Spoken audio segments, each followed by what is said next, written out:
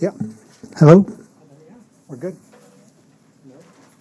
You're good, but You're still out?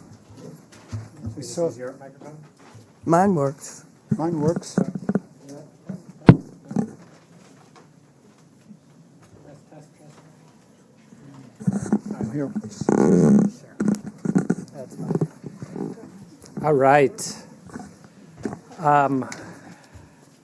Good evening, everyone. I'd like to call this meeting of the DC Public Library Board of Trustees to order.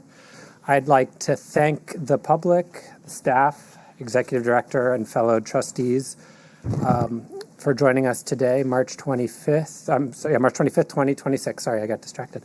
And to establish a quorum, I'd like to ask Sarah Black, our new executive officer, to call the roll of the trustees. Good evening, Mr. Vice Chair. Uh-oh. It's not on.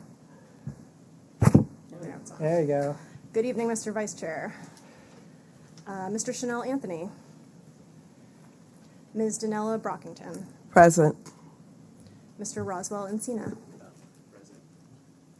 Ms. Maria Peace.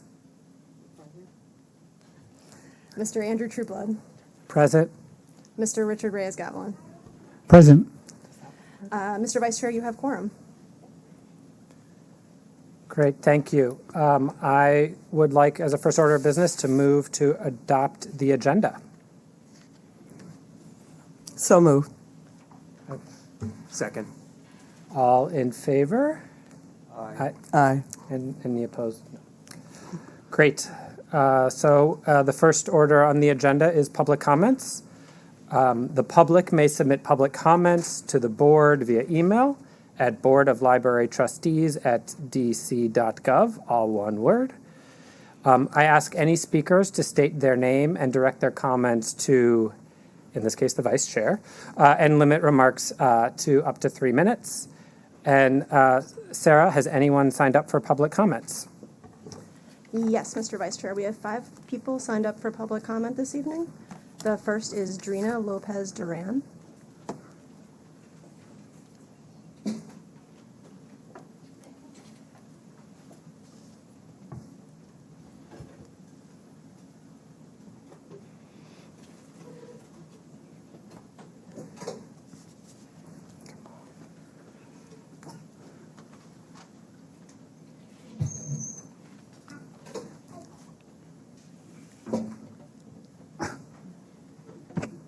Good evening, everyone. Good evening. So we are parents and library friends. We are part of the Capitol View Library, and we wanted to just come and just say how excited we are to be here, how excited we are to share with you our experiences at Capitol View, and just hope for support and just so many amazing things. We would like to work with Ms. Peace on doing some programming and doing some other things at the library because we are Ward 7. But this is Emily, and Emily would like to say a few words. Good evening. Good evening. My name is Emily, and I'm 4 years old, a student at Charles Houston Go Bulls, and I'm proud to be a Capitol View Library kid. The library is one of my favorite places because it makes me feel happy and safe always, and say hello to Miss Kat and Mr. David and Miss Ann at the Children's Library. I do my homework with my mom in the stateroom. We read so many new stories together. We especially love reading books in Spanish. I have been practicing my Spanish alphabet, and I'm even teaching Miss Mary the Spanish alphabet. I meet my friends Kalani and Eliana at the library. We use our imaginations to play restaurants and build with Legos. We also love coloring and play with puzzles on the computer. I love checking out books, taking them to take home. And I'm always look forward to my next visit. And I also look forward to getting awesome new children's library. Children's librarian. For now, I'm very happy to be a Capitol View Library kid. Thank you for listening.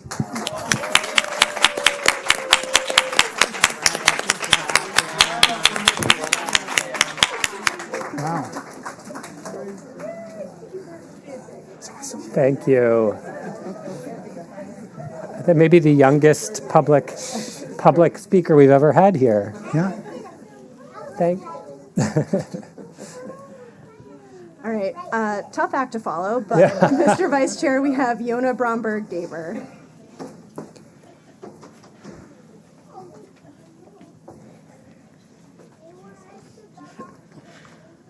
Good evening. Good evening. Good evening. Keeping the library running with all of our offerings is hard. It takes dedicated effort from a lot of staff. The recognition that our frontline workers in branches receive from the public, and including from our smallest patrons, is always appreciated. However, as we're awaiting the mayor's budget proposal, I want to actually take some time to highlight some of the less visible workers who are still union members, who deserve recognition for being critical to our mission.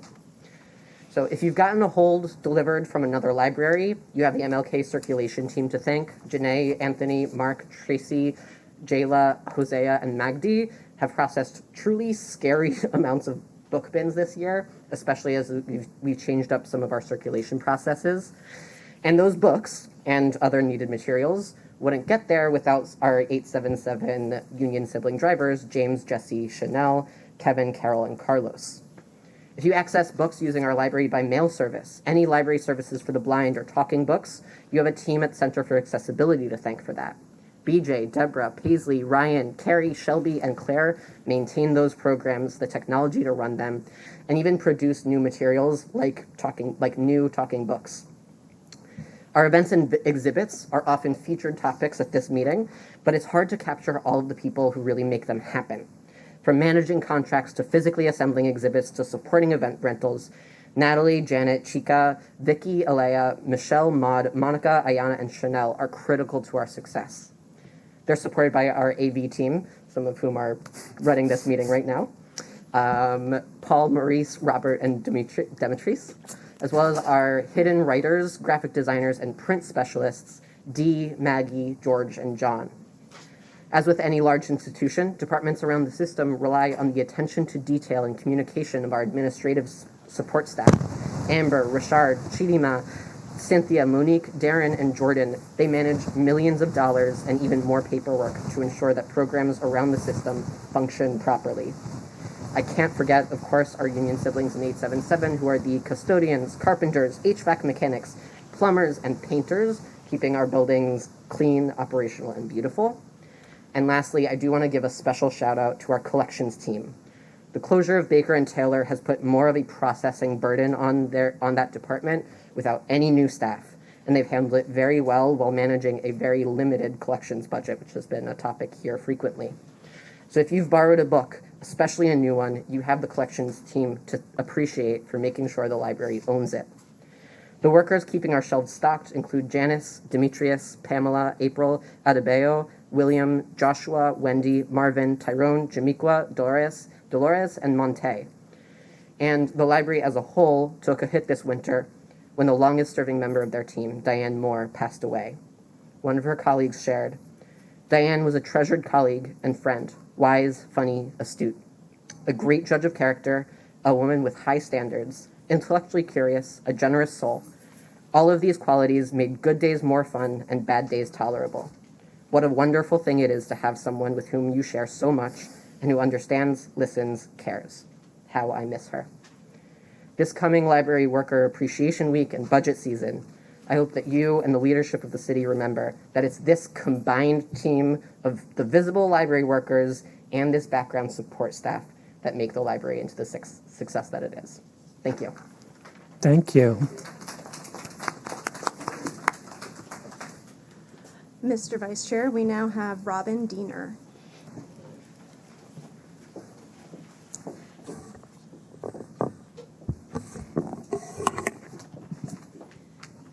Okay, hi everyone, good evening. My name's Robin Diener and I'm the president of the MLK Library Friends. Last week I participated in the new Deanwood Library Design Kickoff. It was beautifully managed by DCPL staff, the architects who were there on hand, the consultants. The food got very high marks from attendees. It was very well attended. I'm sure, as you know, Deanwood is a very civically active community. And at the meeting, there were ANC commissioners, council members, the MOKers, and the discussion, as it was done by consultants and staff and everyone, was very inclusive. People were actively drawn out, to present their ideas. Sometimes people are a little nervous about this, and they were just, it was wonderful to watch. It was a terrific launch to the design process for Deanwood, so kudos to everyone involved. Now, a little history. As you probably know, Deanwood had a kiosk library for like 30-some years. The kiosks were originally brought to DC beginning in the 70s as a temporary structure intended to gauge the potential usage of a new library in neighborhoods who had requested one. The kiosks were very small, the size of a room, basically I think 900 square feet is what I had read somewhere. They're made out of plexiglass to enable them to be, I love this idea, to be loaded onto trucks and moved around as it was determined that one neighborhood would get a library, so okay, we'll move this onto another library, see what they want. They were never moved, the 5 that we originally had. However, they were an early part of the library transformation. They were early on replaced with brick and mortar libraries, which were small, half the size or even smaller of a typical library now, and co-located with rec centers, and the Parklands Turner was in a shopping center across the street from where it had been. And now a full-size library is planned. It's very cool to look back and see the kiosks being upgraded, and then now to the full-size library. So at the Deanwood design meeting, this is my point I'm getting to, I'm sorry, I think it was the architect said that the plexiglass structure of the original Deanwood kiosk is available. It's in storage somewhere. And everyone at the meeting was just really excited to think that they might be able to incorporate this little piece of history really into the new full-size building. At the table I was sitting at, one suggestion was to use it as a part of the entrance. Another was to use it as a gazebo or a greenhouse. And that's just from one table. And I think there were 8 or 10 tables with quite a lot of people. You might be wondering why the president of the MLK Library Friends is regaling you with tales of Deanwood. But I bring this up because I wonder if somewhere in storage we have the bookstore that used to be in the Great Hall. For those of you who might not have seen it, it was about the size of a kiosk. It was made out of wood, not plexiglass. It was designed by nationally recognized architect Arthur Cotton Moore, who died in 2022. It was conceptually very cool. Those of you remember a circular structure in the big rectangle of the Great Hall, and I always thought that the sides, as they opened up, were like a pair of parentheses. In addition to cards and books that were sold, I once bought a purse made out of the covers of To Kill a Mockingbird, of course, my favorite book at the time. Your time, if you could wrap up your time. Okay, so we, MLK Library Friends, would like you to find that if you can. And if not, maybe we could fundraise to get something like that back, and if we could get the original structures. Anyway, we have a lot of visitors, tourists come to this MLK library. It's one of the only central libraries I've ever been to that doesn't have a grand bookshop, gift shop, bookstore. And although I'm not suggesting that the Friends of the Library could actually run it, we definitely would need staff. We could have volunteer to help. So anyway, good work. maybe we can find the kiosk, well, not the kiosk, the old bookstore, and if not, maybe we'll fundraise for it. So anyway, happy spring. Thank you.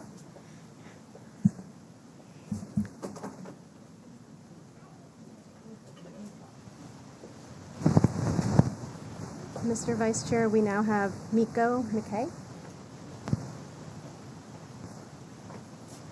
Good evening, everyone. Good evening. And I am a parent who is also a member of the families of Capitol View Library, and really just wanted to say a few words to compliment our illustrious Emily, and let you guys know that we are a group of families who have come together in fellowship, but also we all have a passion for literacy, and we strive for our kids to be like an Emily and be reading all over the place. And so in the absence of a librarian, a lot of us have come together to work with Mr. David, who is our manager at the branch library, and he is so collaborative and been super supportive of the families of Capitol View Library. And so, we've come together and come up with a lot of cool ideas of things that we can do in the library space, and we are just so excited to have our librarian come on board and just to continue a lot of this programming. And we hope we have somebody who's super energetic about working with the community and the families, just to continue this great work and help us really fuel our passion for literacy and community in the library space. So just wanted to compliment and say that. Thank you all for your time this evening. Thank you. Mr. Vice Chair, this concludes public comments. Great, thank you. And thank you all who shared your experiences and thoughts. It's always great to hear from all the different perspectives. With that, let's move to the board meeting minutes from January 28th, 2026. Hopefully folks have had a chance to take a look. And if anyone, well, first off, are there any edits, any concerns from the minutes? If not, could I have a motion to approve them? I move approval. We have a second? Great. All who vote for approval say aye. Aye. Aye. Great. And no nays? Okay, they're approved. I realize we adopt the agenda, but maybe I'll ask if we can skip the chair's report in case Chanel gets here, and skip over to the Rich Tier report. Great. Thank you, Mr. Vice Chair. And we are expecting our chair. He's stuck. Apparently, there's a lot of bad traffic all over the place. So he's. I think he'll be here, but we'll keep on going. Good evening, board members. So good to see you. And I will again reiterate, Mr. Vice Chair, thank you for recognizing our new executive officer, Sarah Black. Sarah has been with us for more than a decade, and she is our new liaison to the board, in addition to many other things. So congratulations, Sarah. I wanted to say that publicly to all who are watching, for sure. So a few things that I wanted to share out with you this evening before I talk a little bit about the strategic plan. So we do anticipate that the mayor will release her FY27 budget on April 2nd. At least that's the latest information that we have right now. That can change, but that's what we're shooting for. I was at the mayor's cabinet meeting a couple of hours ago, and that's what they're all shooting for. And as is the mayor's habit, she releases the budget right here at the MLK Library up on the 5th floor, and I always take that as a good sign that she's going to release a budget here, and she wouldn't do something bad to us in our own building. So I'm looking forward to once again hosting her and the council. It's a packed house. There'll be media, but it's always a great event, and again, it's an honor that that event takes place here annually. I hope that whoever is the mayor next year will follow suit and do it here as well. Obviously, the budget is still in adoption mode, and we don't know what exactly will be in that budget. But we have had lots of back and forth with the mayor's team, and we are optimistic that any proposed reductions will not include cuts to our personnel budget. This is something that we have worked hard for. We've testified a lot about. We have also indicated many times that any reductions to our personnel budget will impact our hours of service, and no one, not the mayor, not her team, not the council, want to see that happen. So I can't make any guarantees here at this table, but I am optimistic that any proposed reductions will not include cuts to personnel, which is great. It could include cuts to a lot of other things that we hold dear. So our friends still are on the hook for testifying and everything else. So as soon as the budget is released, as is customary, Joy, Barbara, Sherelle, they will digest the proposed budget. We will synthesize it. We will share it with the board. We will share it with all staff, and we will share it with stakeholders like the Friends and the foundation, so they know what we are facing as we go into the budget hearings. Our budget oversight hearing before the Committee on Human Services has been scheduled for the morning of April 22nd, and so we are looking forward to that. Again, Councilmember Fruman has been nothing if not a champion of our work. So I anticipate that will be a well-attended hearing by Councilmember Fruman and his committee members. The next day, April 23rd, the Foundation and Federation of Friends will host their now annual spring breakfast. I hope that as many board members as possible can come to that. Sarah sent an invite out to you all yesterday or the day before, so just let her know if you can make it. It's great opportunity for us to just align among the three groups. We will have a proposed budget, so there's something that we can probably sink our teeth into. And anyway, it's a good event, and I know a few of you have made that in the past. I think all of you have made that in the past, except maybe perhaps you'll be there. Great. On April 24th, the next day, DCPL will close the library system as it does every single year for its annual staff day.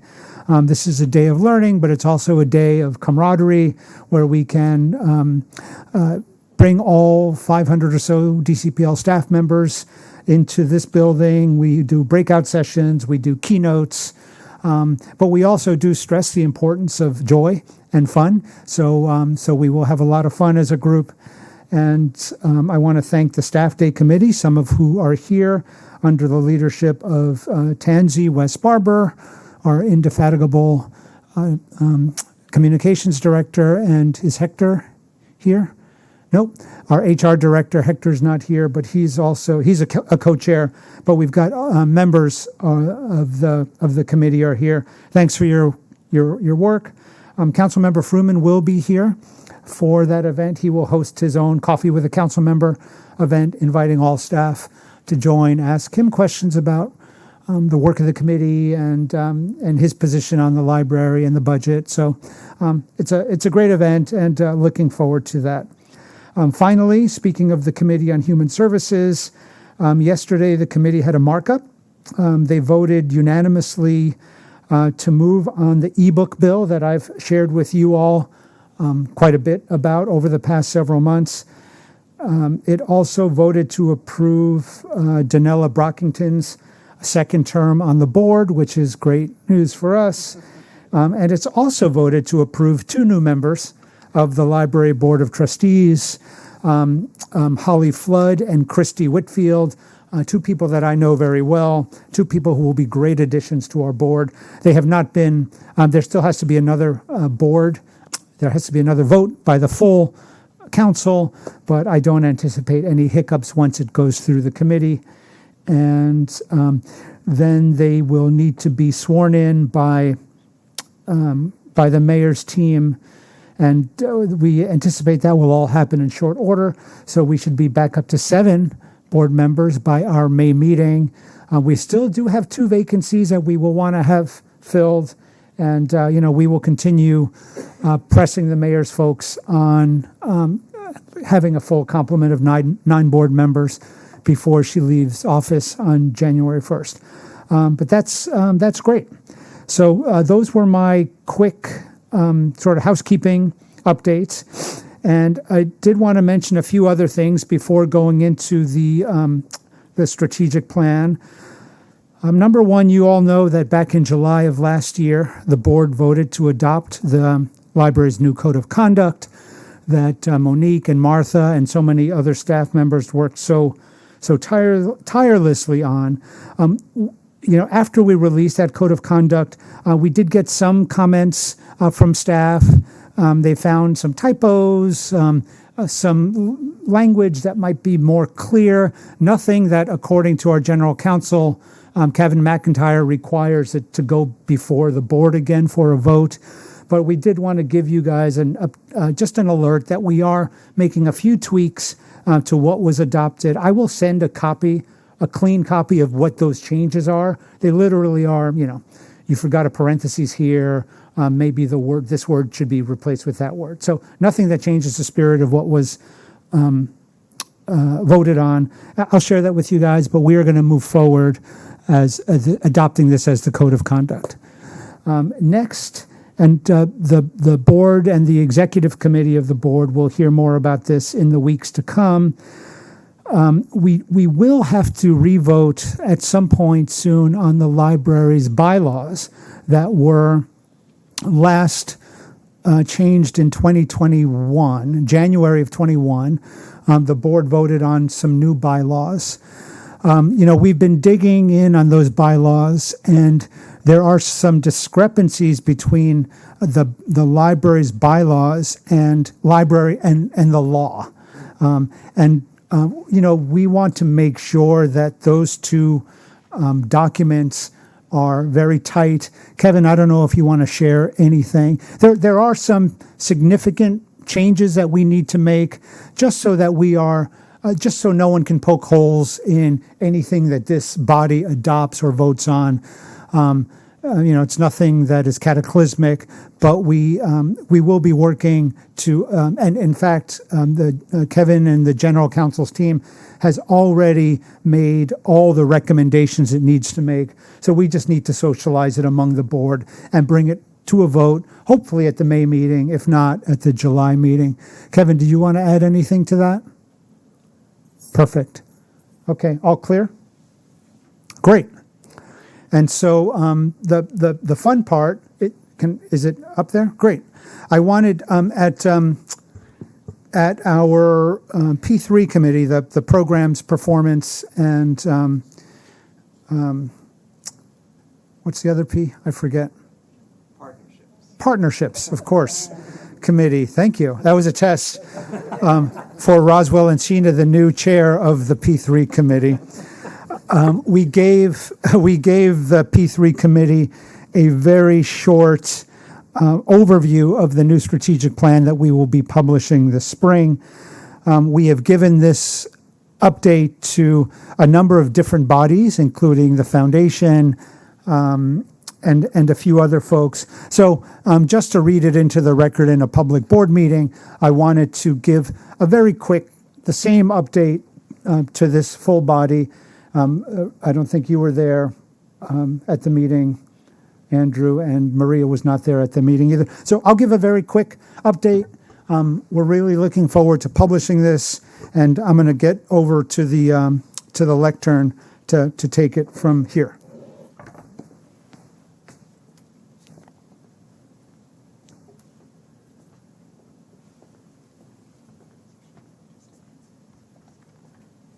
Thank you. This is handout. So just as a quick reminder, you all know that we have not published a strategic plan in a number of years.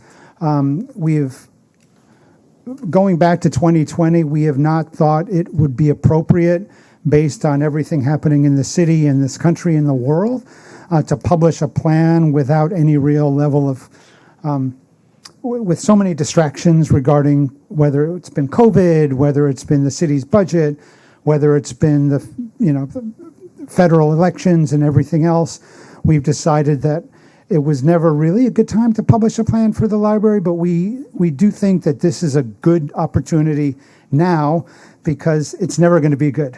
The change is ever present, and our new strategic plan I think, reflects the fact that change is ever present. But we are really excited that despite the fact that we did a lot of outreach around this plan, now going back 2 and 3 years, the goals and priorities of this plan are very, very current. And the folks with whom I've spoken to about this plan are really excited, even at the highest level, about some of the things that we're talking about.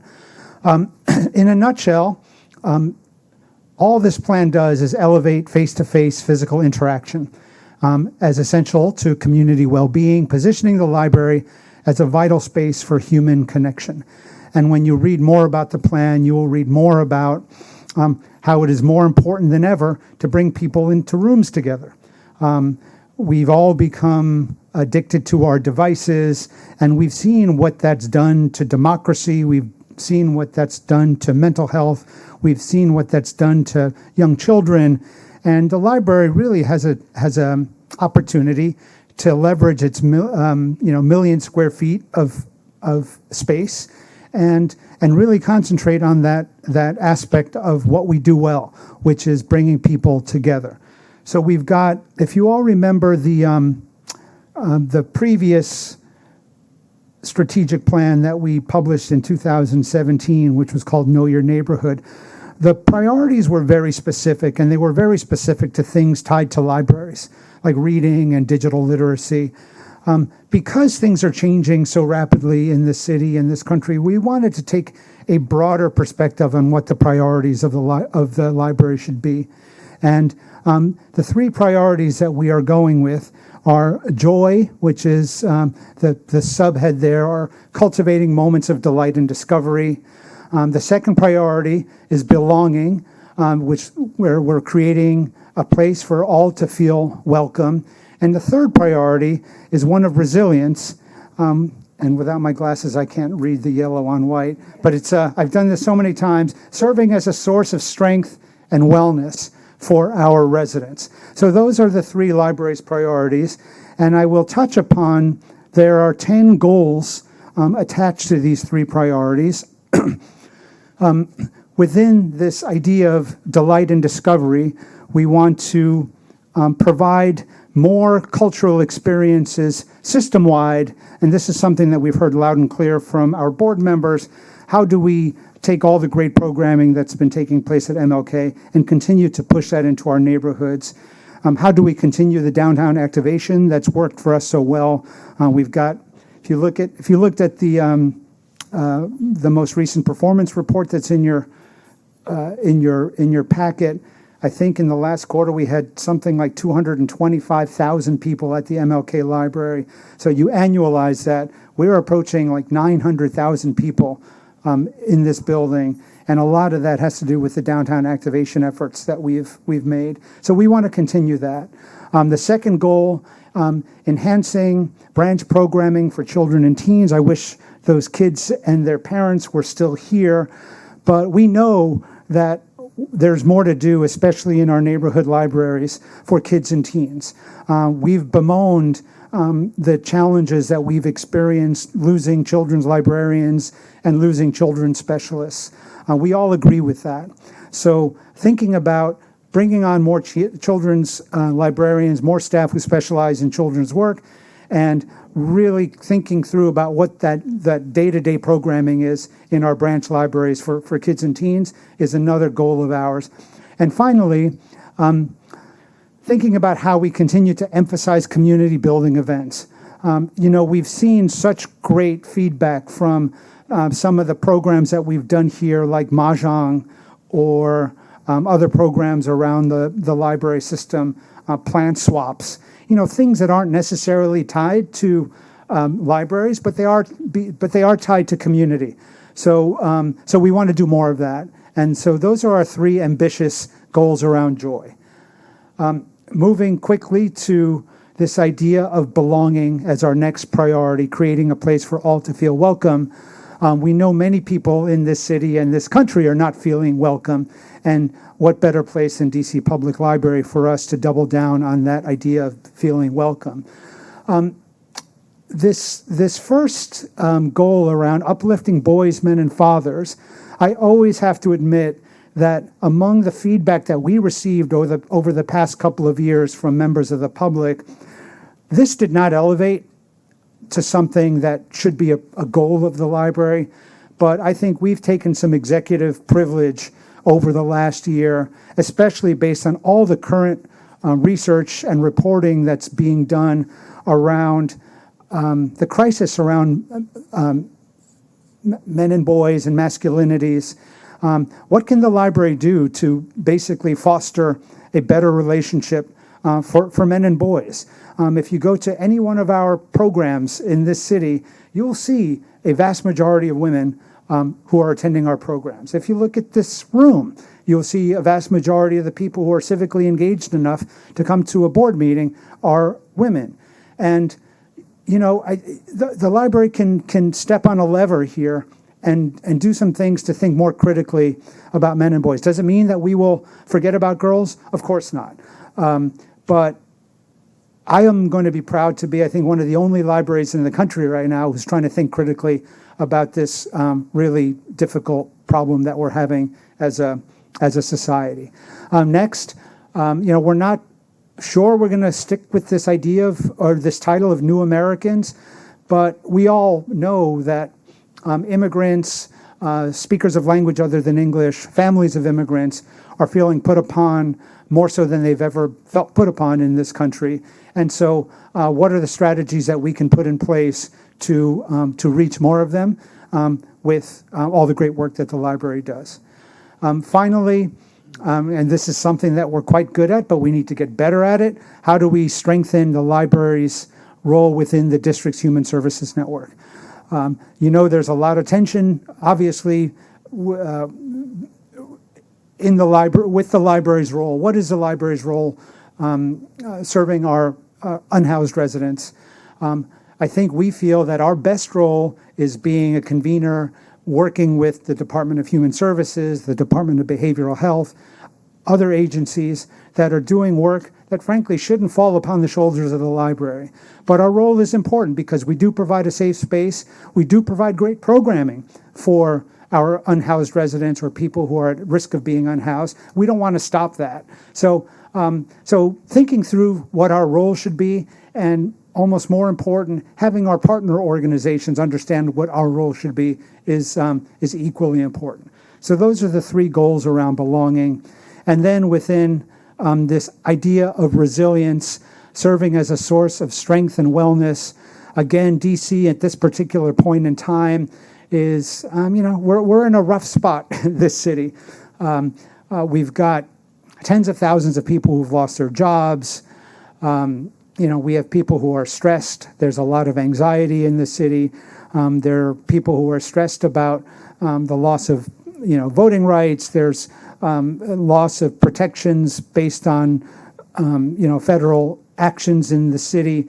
So, you know, we want to do a number of things, including prioritizing digital wellness. So having, helping people rethink their relationship with technology. I, for one, can use that.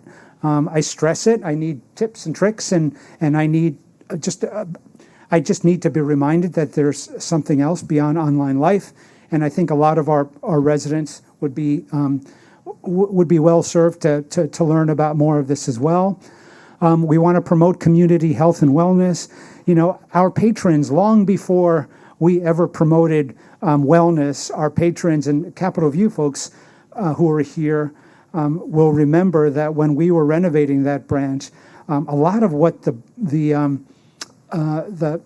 public talked about during those renovation meetings was how they use the community room for Zumba and other sorts of wellness activities.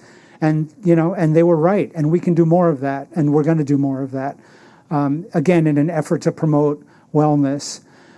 Next, jobs and careers. You know, we're doing already a lot of that, working with partners within the city, you know, helping people not just, you know, redo their resume or apply for new jobs, but understanding like the artificial intelligence landscape and doing a whole host of other things to get people back on their feet. And then finally, this idea of building an informed and active citizenry. We know that There may be a lot of disruption in the elections coming up this year. We know ranked choice voting is coming up, and we're already partnering with the Board of Elections on ranked choice voting, education, I should say. And then, I myself am concerned about things like the SAVE Act. And while it may not pass in states, there's always some way that it could pass in the district. So what are the things that we need to do to prepare our residents for being civically engaged and understanding their rights under a shifting law? So those are our 3 priorities and our 10 goals. There's a lot of other things that we need to do to get there, and I'm really beginning to challenge myself here without my glasses. But I'm going to get my glasses. How's that? Thank you.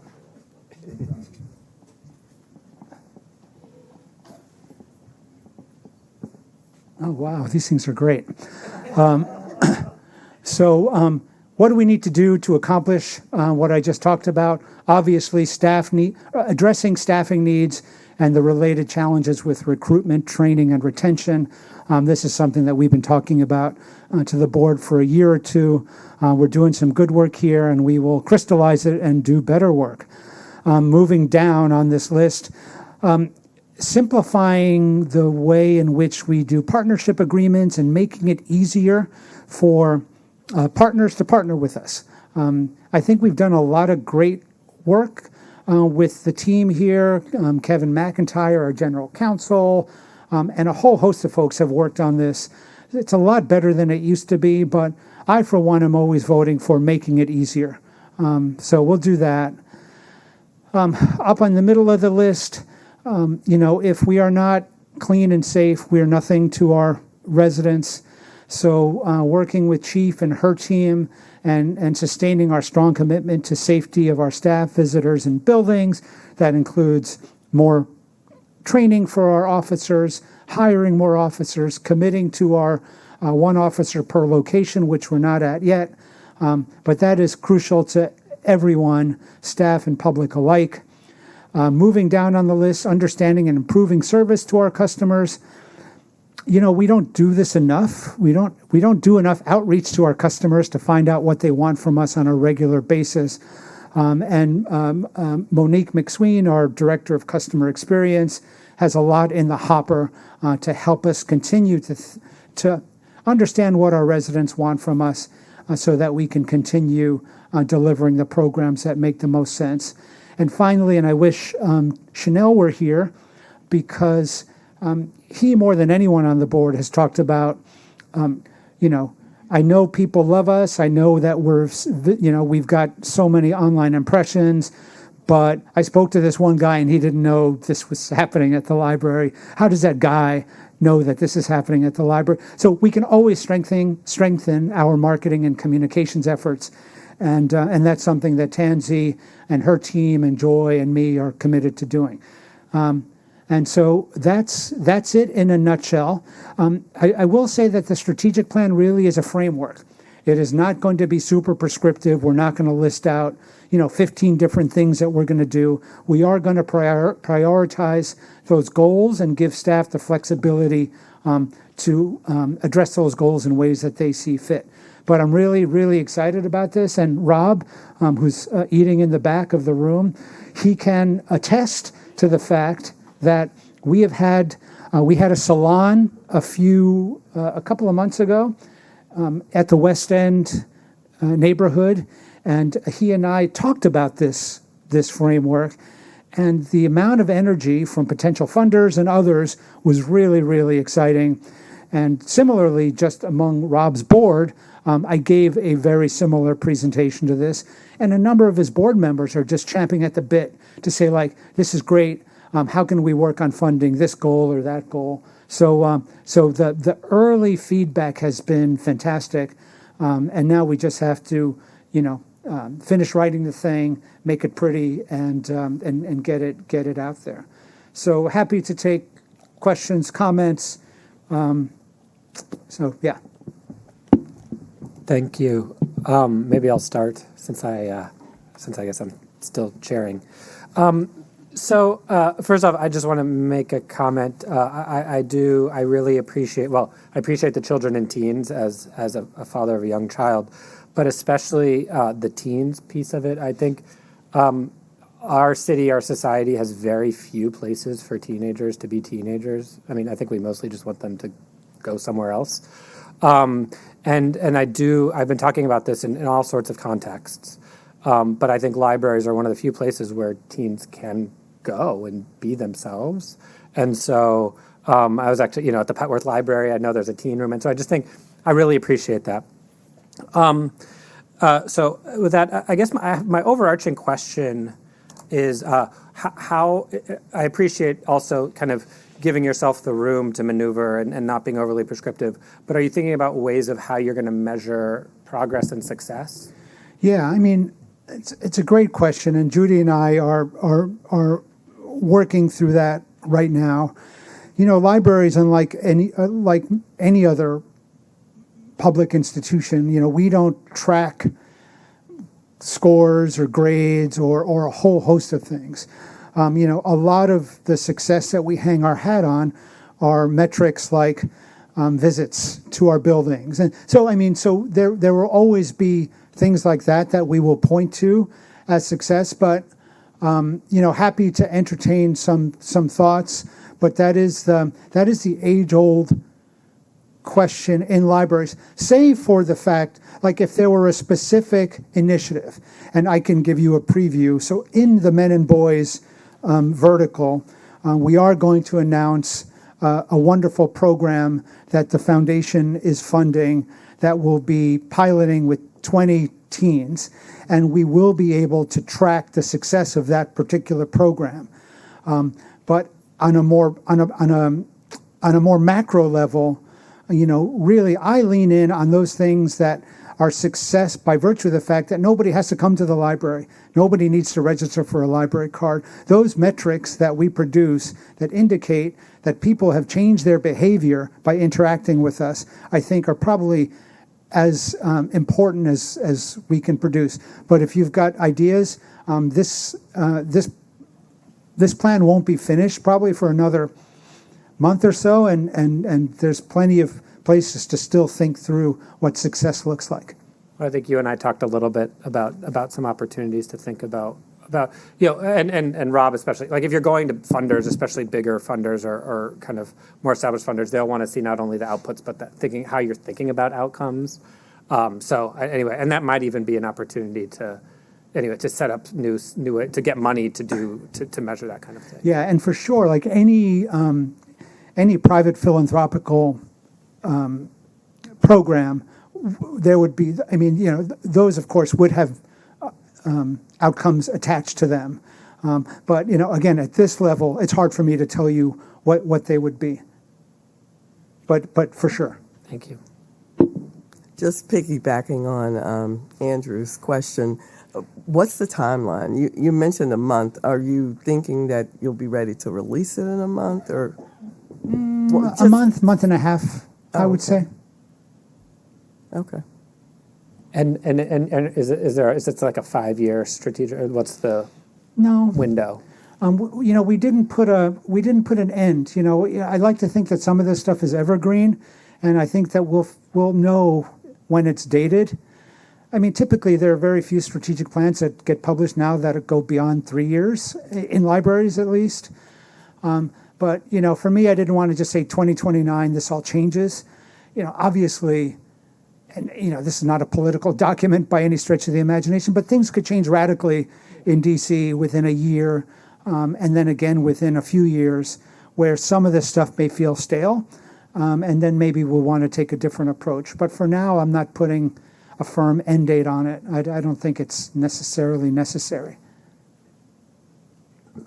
Rich, this is not a question, but mostly just a comment. Just after going through this in Baltimore and at the Library of Congress, I applaud the entire staff for doing this, because I know this is not an easy, it's a very heavy lift of doing the strategic plan, and I applaud you all for the amount of work of, just going and talking to stakeholders and to patrons and to staff, of course, and to everyone else. So I applaud you all for, it makes me proud to be part of this board.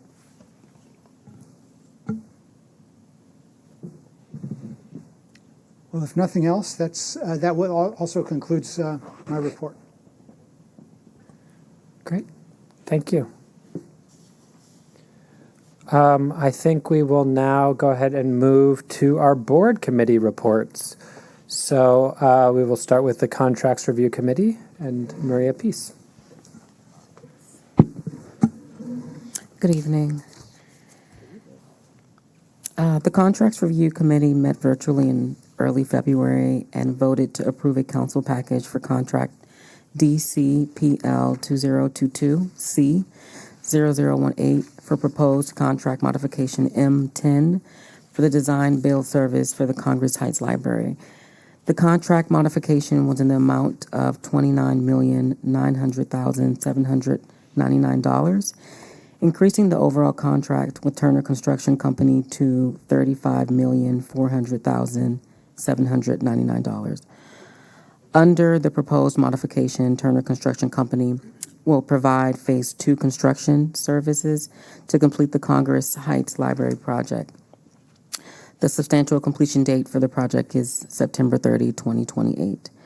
The Contracts Review Committee again met virtually later in February and voted to approve a council package for contract DCPL 2019C 0071 for proposed contract modification M15 for design build services for Southeast Library.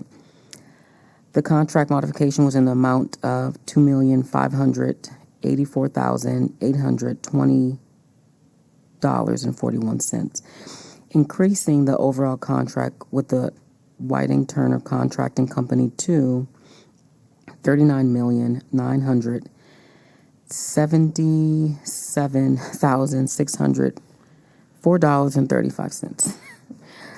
Yes.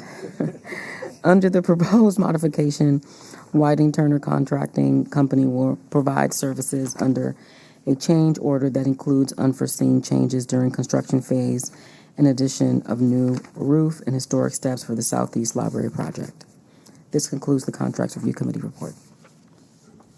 Thank you. If there are no questions, we'll move over to Finance Committee and Danella Brockington. Thank you. Ms. Sherelle Pacana is going to deliver the Finance Committee report. You always have the easiest. You know, there's some nuances that I want to make sure she's able to cover. Good evening, everyone. So just highlighting the budget, the Finance Committee report. The 25 Annual Comprehensive Financial Plan was published late January. This was the 29th consecutive year of a clean audit for the district. So that was great. So in FY25, we spent 98.1% of the local budget, which is $73.7 million, leaving about $1.4 million unspent. A lot of that was due to the freeze on hiring in 25, and then on the NPS side, where waivers were required for all NPS purchases after mid-March, which slowed down our ordering. So that's how we ended up with 1.4 at the end of the year. Moving over to the 26 budget, as of February, which is fiscal month 5, PS expenditures for the first 5 months is 4.1% lower than the year-over-year numbers. A lot of this was due to we received $6 million additional funding in 26 for 54.2 FTEs, and we're trying to hire those positions. So we are running behind on spending out a lot of our PS dollars. We are working hard to fill these positions. On the the NPS non-lapsing collections, books from birth funds are still pending for rebudgeting in the system, so we have not received those fundings yet. Under revenue generating, in 26, the budget was increased to $1 million, an increase of $150K from FY25. Moving over to capital, the ARPA capital project fundings, money that we received from the federal government. We submitted our the first quarter back in December, and the second quarter will be due once the month closes at the end of March. For vacancies, as of the 28th of February, we currently have 124.5 local vacant positions, and the HR group is working very hard to fill about 74.5 of those FTEs. Those are in process right now. There are no known budget pressures right now, so this concludes the financial report. Any questions? Thank you, Cheryl. Thank you. Next is me, Andrew Truba, to present the Facilities Committee. So I think you heard a little bit about the Congress Heights contract. The design is complete with the Department of Buildings permit review comments currently being addressed by the design build team. The Zoning Commission has adopted a text amendment that allows us to waive the 10-foot setback along 13th Street. The 13th Street work at the WMATA property under DGS is projected to begin later this summer, and the library construction will start after that. You heard about the project, the construction contract was awarded, and the 99-year lease package with WMATA, pending final review, is targeted for council approval in May 2026. On the Southeast Library, you see, every time I just will say, if you have a chance to look at the board packet, there's just beautiful pictures and updates. So you can really see it coming along. We're getting excited to be close to completion. So the order of operations is hopefully we'll have a substantial completion this summer. Once a final CFO is received, and for those who have done construction work, there's somewhere between substantial completion and a final CFO is some period of time, depends on how the world turns. After the final CFO, and we can occupy it, it's about 45 days to get everything up and running. So everyone's working to try and get get Southeast Library up and running as soon as possible. And Petworth Library is continuing. The renovation has started. It started mid-December. Also, really nice photos in the packet, and expected to be completed this summer. And that is my update on facilities. Any questions? Great. Finally, I would like to turn over to Roswell Encina for the P3 committee. It's my first one. So the P3 committee met on March 2nd, 2026. As you saw, Rich gave a wonderful presentation on the library's new strategic plan. Everybody in attendance really liked what Rich presented, as you heard him say just a few minutes ago. And the committee had an opportunity to ask questions and provide feedback, which was quite positive, especially for me. The strategic plan, with help from staff, residents, DC leaders, and other stakeholders, were to recognize the library's priorities and goals when drafting or writing the strategic plan. There was a brief discussion about how the plan will be rolled out, and the importance of raising awareness of the plan through a range of strategies, including through the media, the press, and at library events such as the opening of the Southeast Neighborhood Library, and through collateral materials targeting library visitors and users. We also discussed the library performance report. A copy of the FY26 Q1 Library Services Performance Report is included in the packet of documents, and a few new metrics have been added, including the number of events by type and passport applications process. And that concludes the P3 committee report. Any questions? Great. No questions? Then let's go ahead and move to our Federation of Friends report with Mark Pattison.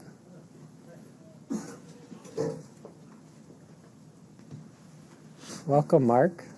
Hi, yes, this is the third trustees meeting that's been held since I've been the president of the Federation, but the first in-person meeting. The other two were virtual, as well you know, but I wanted you to recognize the fact that I'm a real live person of flesh and bone, not just some rectangular image on a screen that could be taking the place of the introduction to the Brady Bunch or the Hollywood Squares. So, as president of the Federation, I've been making my way around more and more, getting to know more of the individual Federation leaders throughout the district and certain events here at MLK. I really love the 10th anniversary of the Books from Birth in my little report there. I really enjoyed the wonderful chaos of all those kids and parents. And it was 2 weeks ago that I was here at the meet and greet representing the Federation, and there were plenty of mokers who were there and other helpful people in the city. A lot of business cards were exchanged. And I'm also looking forward to being here next month for that breakfast with the foundation and the trustees. Hope we get a quorum of trustees present at that breakfast, because I think it really benefits to have informal conversations rather than this kind of structured dialogue that I'm participating in right now, for instance. So the more we can talk like that, I think the better off we all are. Thank you again. Thank you. And it's great to see you in 3 dimensions. With that, I will turn it over to Rob Hartman for our foundation report.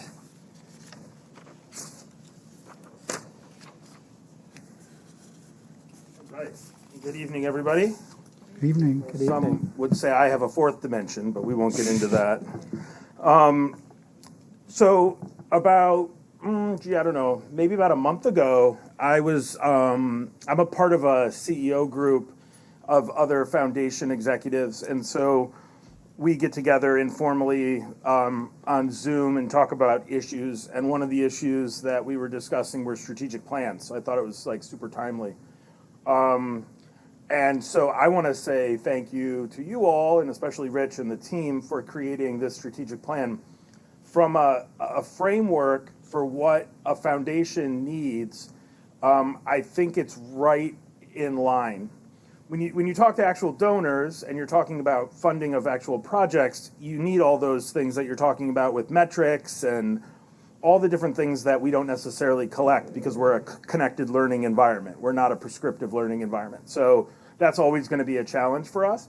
But we find ways to do that with our specific programming and work it through. But from a strategic plan perspective, joy, resiliency, and belonging are really key frameworks that we can work around, and we're super excited about. So I just had a call with my media team today. It's going to be we're refreshing all of our social media ads and all the things we're doing online. Those 3 words are going to be intertwined in everything we're doing.